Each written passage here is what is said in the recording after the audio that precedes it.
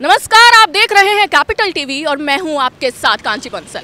पश्चिम बंगाल की राजनीति का माहौल खूब गरमाया हुआ है और यूं तो कई पार्टियां बंगाल की सत्ता की लड़ाई में अपनी किस्मत आजमाने उतरी हैं, लेकिन जो मुख्य लड़ाई है वो है बीजेपी और टीएमसी की, जो कि नाक की लड़ाई बनी हुई है। और इसी के चलते हम कोलकाता के ग्राउंड जीरो पर मौजूद हैं। हम इस वक्त मौजूद हैं सेक्टर 5 सॉल्ट लेक में। अब हम बात करेंगे लोगों से और जानेंगे कि क्या कुछ उनकी राय है, वो समर्थन किसको देंगे और बंगाल में आखिर लोग खेला चाहते हैं या विकास। चलिए चलते हैं। आप किसको समर्थन देंगे इस बार? इस बार हम समर्थन दे रहे हैं बीजेपी को। बीजेपी? किन कारणों से उनके समर्थन में आप? बहुत से कारण हैं। जैसे बंगाल में कोई काम नहीं है, रोज कुछ न कुछ प्रॉब्लम होता ही रहता है। मुस्लिम्स हिंदुओं पर अटैक कर रहे हैं, जिसके लिए दीदी कुछ करती नहीं है, कोई एक्शन नहीं है। हर जगह मारकाट हुआ, कुछ दिन पहले देख लीजिए कि हमारा वो जिस साइड में हावड़ा के उस साइड में जब प्रॉब्लम हुआ, दीदी का कोई सपोर्ट ही नहीं है। कोई मतलब जैसे लगता है हिंदू यहाँ पे बेतहाता है, कोई काम ही नहीं है उसके पास में। अत्याचार से वो भयभीत है। दीदी बाहरी का मुद्दा उठा रही हैं, आपको क्या लगता है दीदी खुद रोहिंग्याओं को शरण देती हैं? हाँ, वो तो सपोर्ट कर ही रही हैं, ब्लाइंडली सपोर्ट कर रही हैं। वो तो बिल्कुल सपोर्ट कर ही रही हैं। यहाँ पे जो प्रॉब्लम्स है, मतलब वो उस समस्या को कहाँ समाधान है कि यहाँ पर जितने भी कल कारखाना ने आज तक कहाँ खुले? 10 साल हो गया दीदी को आए, कौन सा कारखाना खोल दिया? किसको काम दे दिया? काम नहीं है तो आदमी करेगा क्या? बेरोजगारी ज़्यादा है यहाँ पे। तो यहाँ पर लोग दीदी से नाराज़ भी नज़र आ रहे हैं, क्योंकि लोगों की मांग है कि यहाँ पर रोज़गार मिले, लेकिन दीदी वो दे नहीं पा रही हैं और जानते हैं लोगों से। आप किसको सपोर्ट कर रहे हैं? I am not interested in politics. फिर भी आप वोट तो देंगे ना किसी को? हाँ, वोट तो देंगे। किसको देंगे? देखते हैं, जो जीतेगा उसको ही देंगे। जो जीतेगा, पहले जो जीतेगा क्या है सर बताइए। देखते हैं मैम किसको। तो यहाँ पर लोग बोलने से भी डर रहे हैं कैमरा पे। शायद उन्होंने दीदी की हिंसा देखी है, उन्होंने गुंडागर्दी देखी है, शायद ये भी कारण हो सकता है कि लोग डर रहे हैं और जानते हैं लोगों से। आप किसको समर्थन देंगे? ऑब्वियसली जो गवर्नमेंट अच्छा काम कर रही है या कर रही है। कौन कर रही है गवर्नमेंट?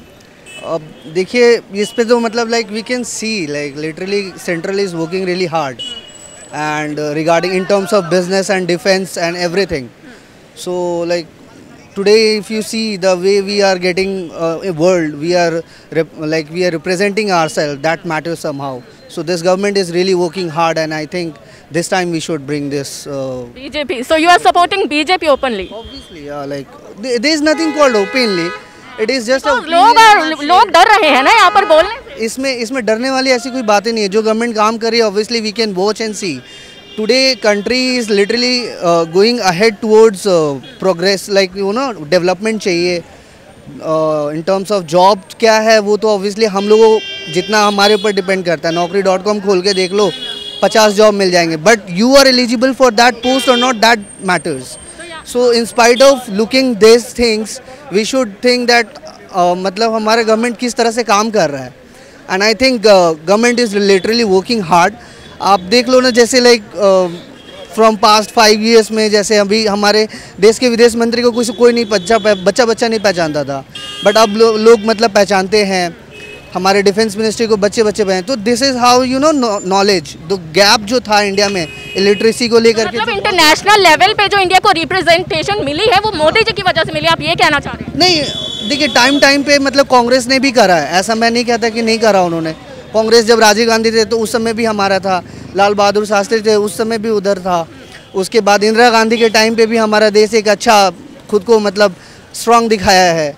तो एवरी गवर्नमेंट मतलब जिन्होंने जैसा काम करा है उसके अकॉर्डिंग, जिस समय पे जो ज़रूरत था उसके अकॉर्डिंग करा है. Right now I think BJP needs. तो यहाँ पर हमें यूथ मिले हैं जो बीजेपी को सपोर्ट कर रहे हैं और ममता दीदी से वो काफ़ी नाराज़ नज़र आ रहे हैं. और हम जानते हैं लोगों से. सर आप किसको समर्थन देंगे? हम संयुक्त मोर्चा को. संयुक्त मोर्चा को क्यों? क्योंकि यहाँ पर लड़ाई तो नाक की टक्कर की तो टीएमसी और बीजेपी की. आपको क्या लगता है? आपको अच्छा टीवी पे है. जब पेंडेमिक के टाइम में कौन रास्ते में कौन था? रास्ते में तो हम लोग ही था. संयुक्त मोर्चा का जो कैंडिडेट लिस्ट देखेंगे तो एक से बढ़कर एक मतलब हाईली एजुकेटेड यूथ को रिप्रेजेंट कर रहा है. ठीक है. हाँ. सर आप किसको सपोर्ट करेंगे? वो ठीक नहीं है. उस टाइम पे देखेंगे, जिसको मर्जी होगा दे आपने देंगे। कुछ सोच तो रखा होगा, आप बताने से शर्मा रहे हैं, बताइए खुल के। बताने का बात नहीं है, सेंट्रल जैसे करप्टेड है, स्टेट भी करप्टेड है। तो फिर आप कोई बीच का रास्ता तो है नहीं, आप किसको चूज करेंगे? तो उस टाइम पे देखेंगे, लॉटरी करके जिसको लगेगा ज़्यादा से ज़्यादा बीजेपी के पास ही जाएगा, लग रहा है। बीजेपी लग रहा है। यहाँ पर लोगों को बीजेपी से काफ़ी उम्मीदें हैं, लोग चाहते हैं कि बीजेपी इस बार सत्ता में आनी चाहिए और जानते हैं लोगों से। पॉलिटिक्स में अभी कुछ नहीं जानते हैं, मतलब ऐसा सोचा ही नहीं आपने, कब वोट देंगी आप? 17th को 17 को। तो किसको देंगी? पता नहीं, क्योंकि when it's like you have to choose between what's worse and what's more worse, you don't know whom to give it. So Whom are you expecting to be the chief minister of your state? I don't know exactly. Seriously, I don't know. So sorry. Okay, no problem. यहाँ पर लोग कह रहे हैं कि बद से बदतर के बीच में से अगर किसी को चुनना है तो उसके बारे में वो सोचेंगे। किसको समर्थन देंगे आप? किस लिए, किसके चीज़ में? पॉलिटिक्स में, इलेक्शंस में? मालूम नहीं। हाँ, आप हिचकिचा रहे हैं बोलते हुए। बीजेपी। बीजेपी? किन कारणों से आप बीजेपी को समर्थन देंगे?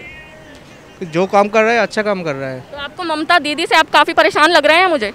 हाँ। अच्छा, क्यों? किस कारणों से? कि गुंडागर्दी नहीं है, नकली नहीं है अभी।